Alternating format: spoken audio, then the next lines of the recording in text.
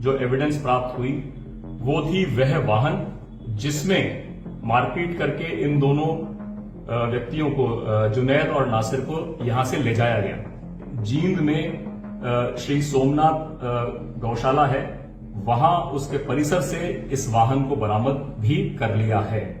तो इसके सीटों पर खून लगा हुआ था, जो संभवतया दोनों मृतकों के से मारपीट का जो था वही खून है। 8 व्यक्तियों को, रिंकू सैनी तो अरेस्ट हो चुका है, इसके अलावा 8 व्यक्तियों की पहचान स्पष्ट रूप से इस घटनाक्रम में शामिल होनी पाई गई है।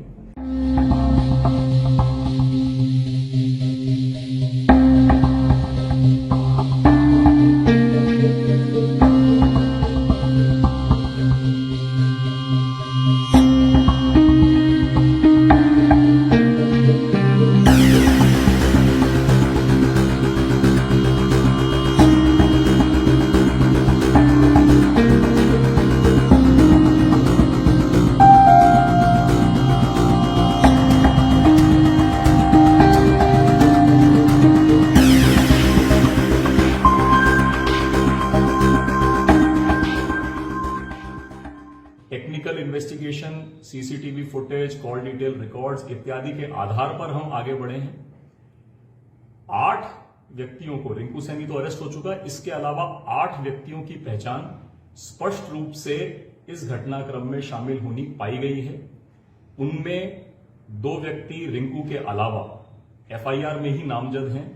अनिल निवासी मूलथान, श्रीकांत निवासी मरोड़ा, ये दोनों नूह मेवात के ही रहने वाले हैं। इसके अलावा मेवात क्षेत्र से बाहर के 6 अन्य व्यक्तियों की पहचान हुई है। इनके लिए राजस्थान पुलिस की, भरतपुर पुलिस की 3 टीमें अलग अलग क्षेत्रों में हरियाणा पुलिस के साथ सरगर्मी से तलाश कर रही हैं। इनके सभी संभावित ठिकानों पर, इनके सहयोगियों के ठिकानों पर, उन सभी पर लगातार दबिशें दी जा रही हैं। गोपनीय रूप से भी जानकारी एकत्रित की जा रही है कि ये इस समय कहां हो सकते हैं। अनुसंधान के दौरान जो हम एविडेंसेस को कनेक्ट कर रहे थे, तो उसके अंदर रिंकू की पूछताछ के आधार पर एक बहुत ही महत्वपूर्ण जो एविडेंस प्राप्त हुई वो थी वह वाहन जिसमें मारपीट करके इन दोनों व्यक्तियों को, जुनैद और नासिर को यहां से ले जाया गया। उसकी पहचान एक सफेद स्कॉर्पियो वाहन के रूप में हुई। वह सफेद स्कॉर्पियो वाहन, ये जो मैंने आपको नाम बताए, इन्हीं में से 2 व्यक्ति चला रहे थे। एक चला रहा था, एक बगल में बैठा था।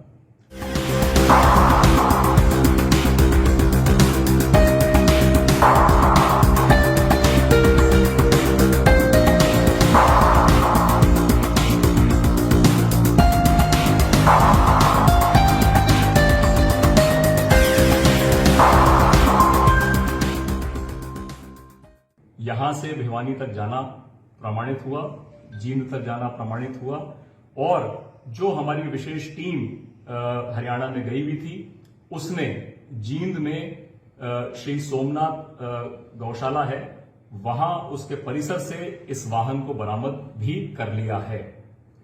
जैसा रिंकू ने बताया पूछताछ में, उसी प्रकार जब इस वाहन को जब्त किया, हरियाणा पुलिस के साथ, हरियाणा पुलिस की मौजूदगी में से जब्त किया, तो इसके सीटों पर खून लगा हुआ था, जो संभवतया दोनों मृतकों के से मारपीट का जो था वही खून है।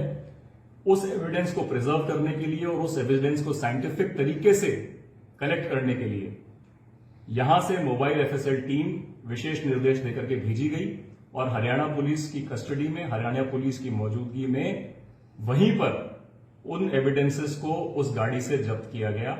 उसके बाद ही उस वाहन को वापस भरतपुर यहां लाया गया है।